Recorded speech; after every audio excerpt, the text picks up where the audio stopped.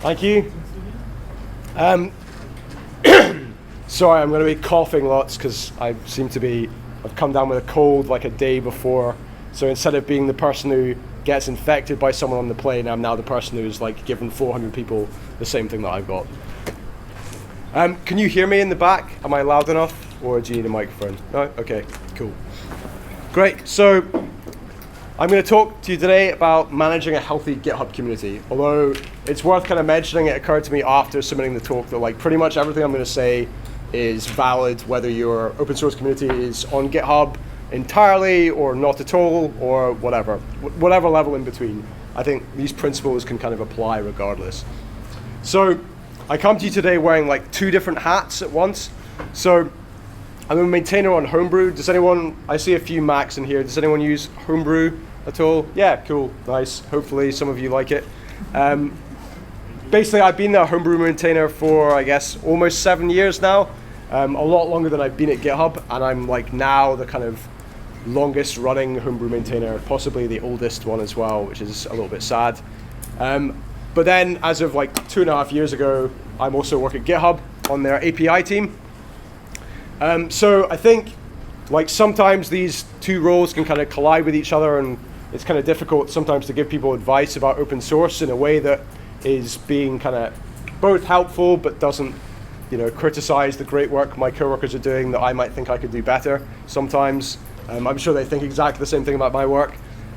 So hopefully I'll be able to kind of give you some sort of understanding of some of the things I've learned through maintaining Homebrew and being at GitHub on the best way of kind of managing that. Oh, so as well, does anyone in here use GitHub? Cool. Hopefully you like it as well. Right, so most open source projects start out like this, right? There's one person alone in your bedroom or your office or whatever, just like working on a project by yourself. So how many people in here would say, like, there's an open source project that you maybe run where you're the only maintainer, like you're the only person working on the project and maybe no one else is working on it except for you? Anyone? Yeah, a few people. Right, no one wants to put up their hand because everyone wants to be like a big successful open source project. And then when you become a big successful open source project, you understand that actually that's maybe not the best thing because you have to deal with lots of complex things. Right, so when your project's like small and you're the only person working on it, it's kind of fairly easy to kind of scale, it's fairly easy to work on it. You've probably built it for some sort of purpose you have in mind, quite possibly you're kind of scratching your own itch. And then that makes it like easy for you to kind of work out maybe what you're going to do next and stuff like that. What users kind of come along tend to be kind of fairly sporadic, and if they are kind of vocal, generally in the relatively early days, people tend to be fairly kind, which is nice. So then maybe a few years later or whatever, your project gets a bit of popularity and it starts to look a little bit more like this. So you've got like a few people who are kind of using it, you maybe have a few people who are working on it, maybe no one else is working on it kind of as much as you, but you've kind of had some contributions from other people and stuff like that. Like I would say this is kind of, maybe a medium-sized open source project. If you have kind of less than 10 people kind of in, say, a given month who are sort of actively working as kind of maintainers or like active contributors on your project. And this is when you start to see kind of community issues kind of coming up. But when it gets really interesting is when your project starts to look a bit more like this. When you start having huge numbers of people who are kind of using your project, a lot of people are very vocal about changes that are made in your project, and you have like more and more people who are kind of wanting to contribute.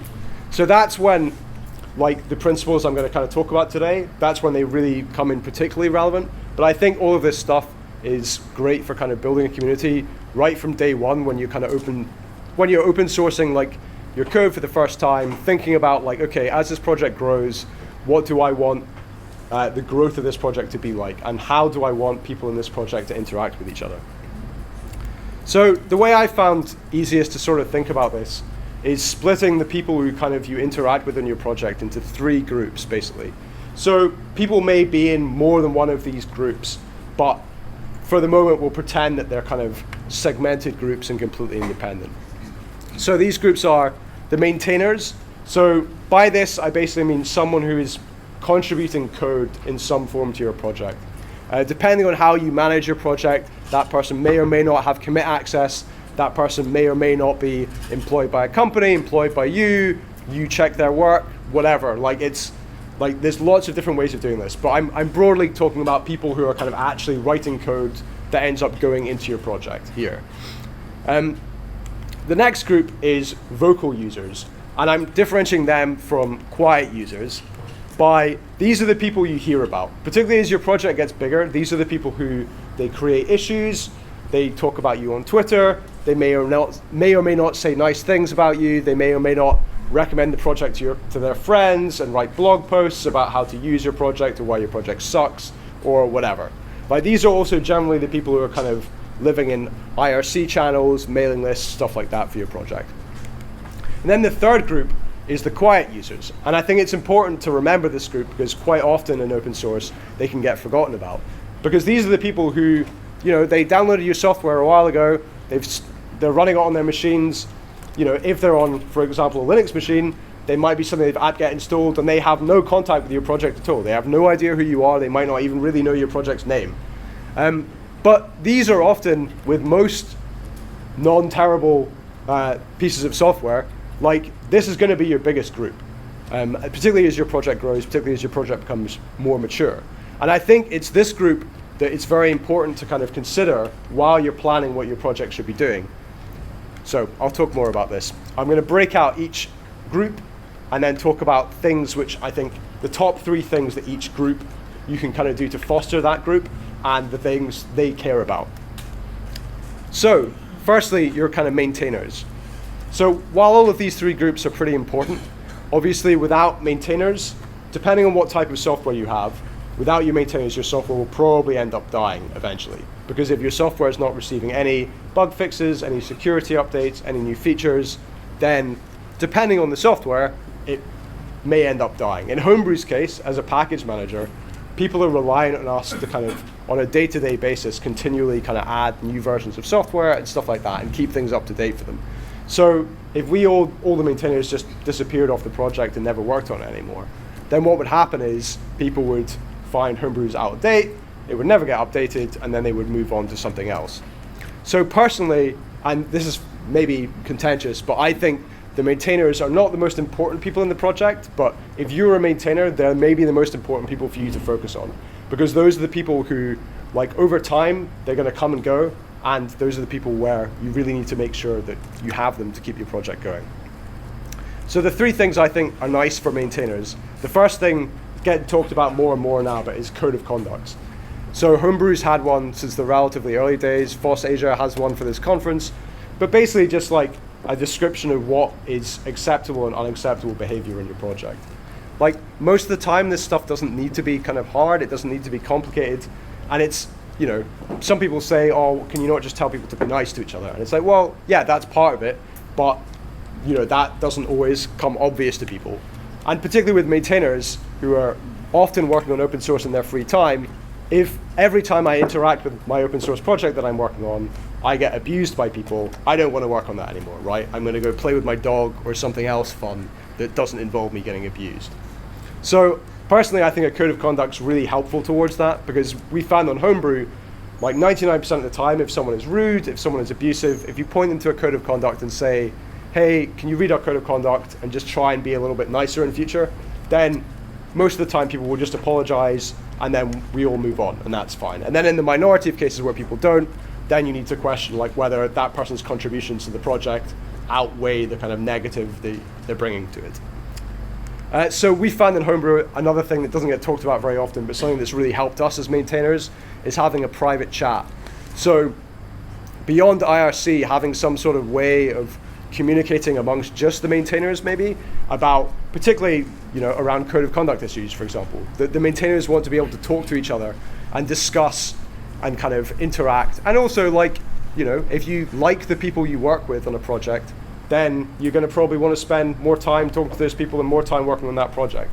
So, stuff like me saying to the Homebrew maintainers, hey, like I'm going to be doing a conference and then I'm going to Indonesia on holiday, and just bear in mind I'm not going to be committing for a while. Like, I don't really want to post that on a public mail list. That feels kind of weird. But yeah, it's kind of nice to be able to discuss that with people and have them say, oh, have a nice holiday, and ask about it when I'm back or whatever. And those kind of bonds between maintainers are, I think, what helps keep your project strong. And I alluded to this a little bit earlier, but I think with maintainers, you need to always try and keep your project growing. What I consider almost my primary responsibility on Homebrew now is just trying to find people who are kind of contributing to Homebrew and trying to encourage them, trying to get people so that they either have commit access or so that they're kind of working towards getting to a place where they can get commit access to the project. Because not everyone's going to work on open source forever.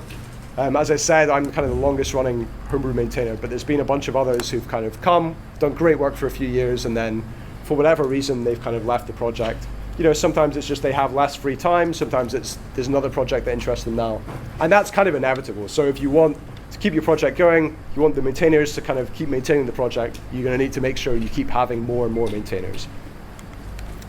So on the next category of people, vocal users. So vocal users are like a great bunch because generally they're so excited about your project that they just want to talk. They want to talk lots and lots. They may want to go on your issue tracker, on your mailing list, on your IRC channel, and just talk and talk and talk. And when something's great in your project, they'll tell everyone how great it is. When something's bad, they'll tell everyone how bad it is. And like that enthusiasm is really valuable. But there's a few things that kind of negative things you need to sometimes keep in check with those types of users. The first one is trying to stop bike shedding. I don't know are people familiar with what the term bike shedding means?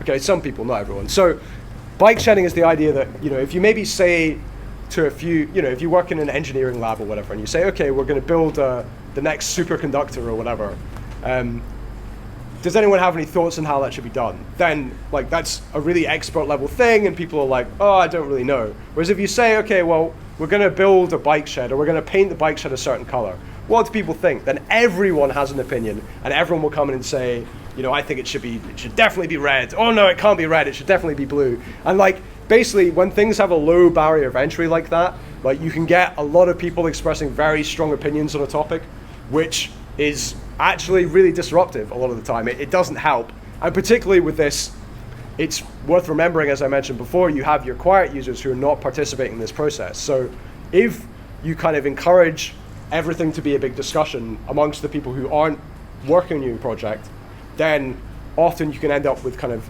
skewed ideas of how best to actually solve problems, and it can be difficult for maintainers to communicate with each other.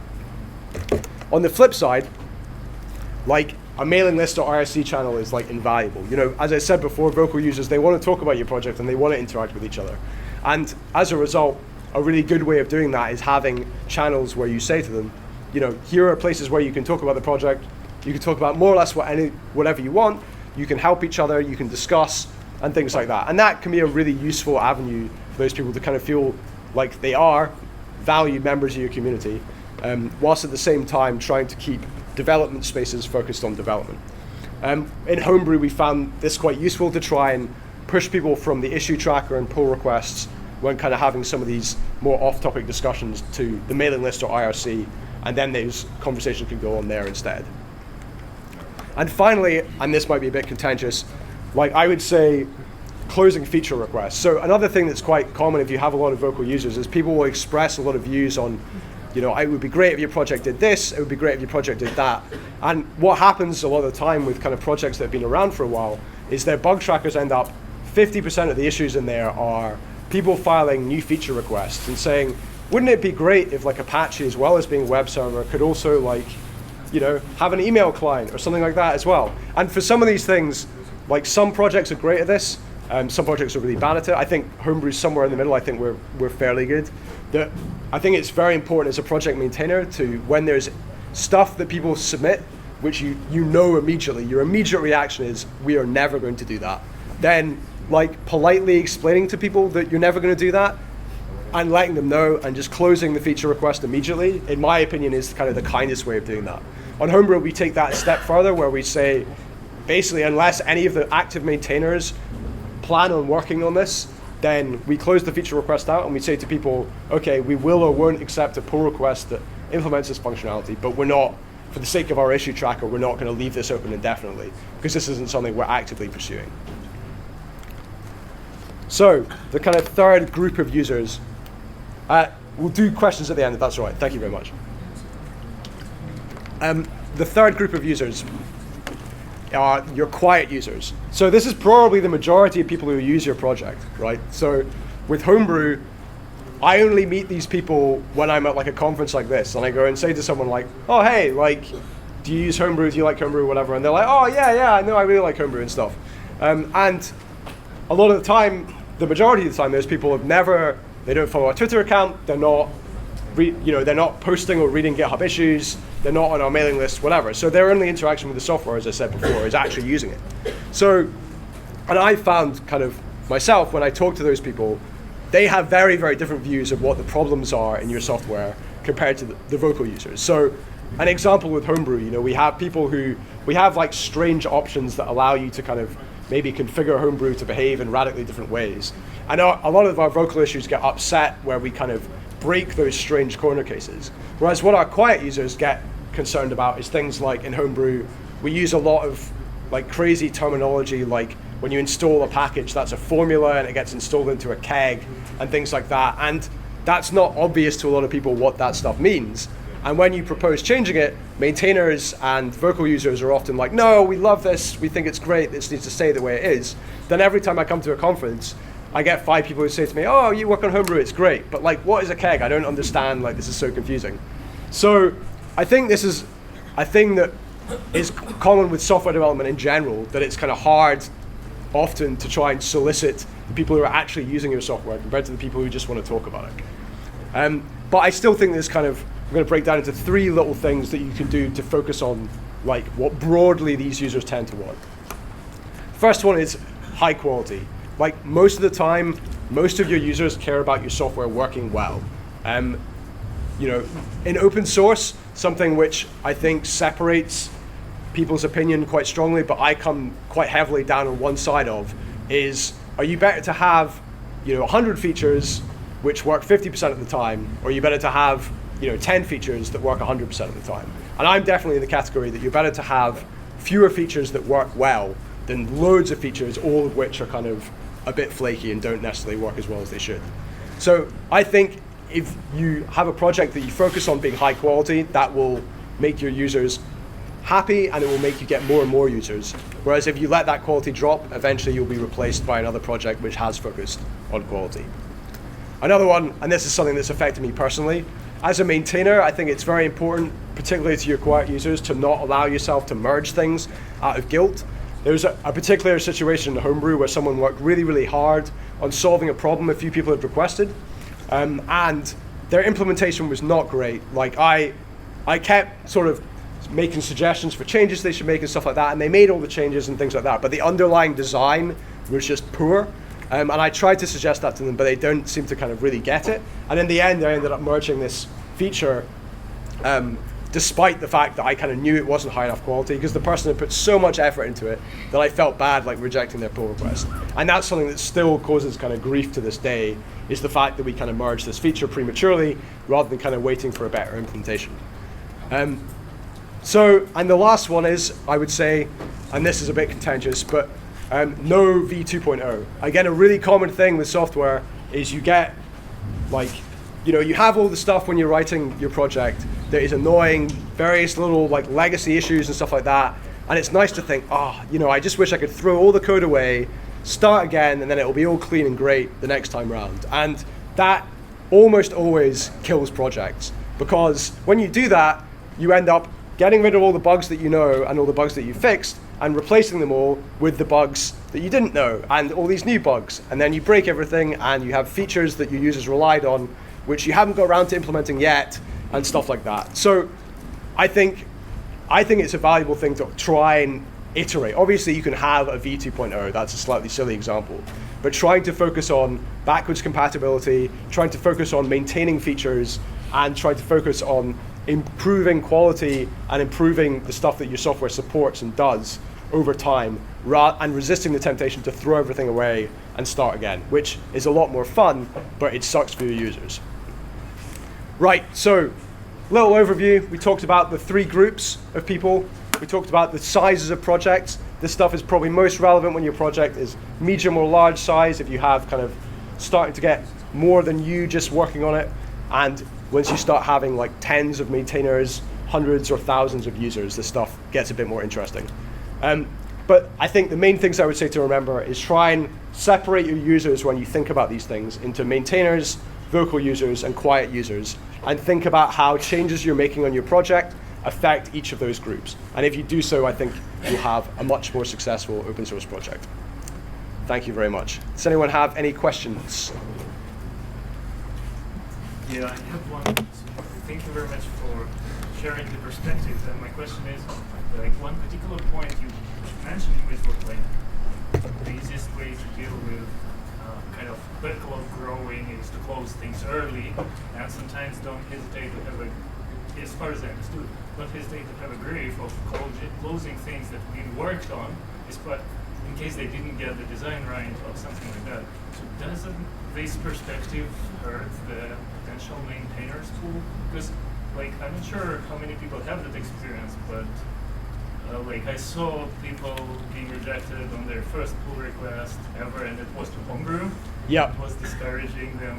Like, yeah. Ever pull request ever. So it kind of puts a kind of community over code or code over community. Yeah, that's a really good point. To repeat it in case anyone didn't hear, there was asked about basically, correct me if my summarization is wrong, is there not a tension between saying you should kind of close pull requests early, close issues early, and people's maybe first contribution to a project like Homebrew being something that gets closed immediately? And does that not cause problems for the community? And I think that's a really good question. I think it's definitely tricky to play, and I think the way to do that is about how you close things. And I think particularly in Homebrew, and particularly myself as an individual, I've got a lot better at doing that, about making sure when you close things that you say to people, okay, like this is why we can't accept this, we're really sorry, and try and explain to them why, and saying, but there's maybe something in here that you can do which will help you along. And also trying to, if people have mistakes that are correctable, trying to kind of get them to a point where, lots of review, lots of feedback to help people get to that point. Whereas if you close an issue and just say RTFM noob or whatever, like then that's when people get discouraged and they leave and they don't want to work on the project anymore. But yeah, no, great point, thank you. Just to follow up, did you ever have experience of people being pissed off by that till the point you escalated to pointing to the code of conduct, saying you stop, you cannot complain on that anymore, kind of. Yeah. Did you have experience? So the question was if you ever have people who get annoyed by that and then have to be pointed to the code of conduct because they've kind of been upset by the process. Yeah, that happens sometimes, and like generally there's a positive outcome of that, but yeah, there's probably once a year, probably no more than once a year, we have someone who makes a pull request, it gets rejected for whatever reason, and they flip out and they need to get basically blocked on the project. Because I mean sometimes that like it literally gets to the point where people will like follow you on Twitter, abuse maintainers on Twitter, all this type of stuff just because they're upset a pull request didn't get merged. And I think like that's clearly unacceptable behavior no matter the quality of their pull request. Like if you start doing stuff like that, our attitude is we will just close your pull request regardless. So any other questions? Yep. I once read this blog post called the pull request hack, wherein you give commit access to the person who opens the pull request. I mean, it works in the cases where you're not interested in working on your project anymore, and you're looking for maintainers for it. So you just give commit access to anybody who opens a pull request, and they've done the right thing. But I mean, I find it a bit odd. And what are your thoughts on that?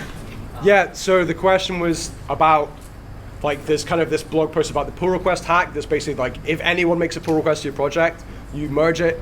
After you merge the pull request, you just immediately give them commit access to your project. And I think for small projects, I think that can work really well, particularly on projects you don't want to maintain anymore. And I've done that that approach on mine. I've probably done it after 3 or 4 pull requests rather than just one. But I think it's when you get bigger projects like Homebrew, for example, like if we took that model, like the quality would just go like very quickly. So yeah, it's a balance, but an interesting one. One more question? Anyone? I think there's a difference between company managed open source projects versus community managed.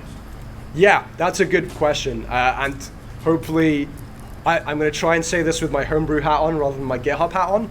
But yeah, the question was if there's a difference between company managed and community managed open source projects. I think a big criticism that I've had, even internally at GitHub, and we talk about this fairly publicly, is that you need to be really careful with company managed ones to be clear, almost like what I said about closing feature requests. If your company knows this is the direction this project's going to take, and effectively we're releasing the code in the open, but people in the community don't get to decide the direction of this project, then you should be like super explicit about that. You should close pull requests early, you should close feature requests early, you should add to your README to make sure that you clarify that, like, you know, this is the way we're doing things. You know, if you want to work on this project, apply for a job at this company. And I think that's a more honest way of doing things. And I think on the community side of things, I personally, where I found it's kind of interesting is where the two overlap. The people I found the most, I work on Homebrew entirely in my free time. Well, pretty much, unless someone at GitHub screams that something needs fixed. But yeah, so when it gets awkward is when I interact with someone who runs a company-sponsored open source project who's been told, you need to get your project into Homebrew by Friday, you know, for your performance review to be good this year. And then when we're not as quick as they like us to be, they start shouting and screaming. And that's someone who's, you know, being paid to contribute to Homebrew. And the maintainers on Homebrew have never been paid for anything. So yeah, there's definitely tensions there, and I think it's something that we'll see more about in future. But I think some of it is just companies learning how to do open source better and learning how to interact better with their communities. But yeah, great question. Thank you so much. Yep, thank you everyone for coming. All right, round of applause.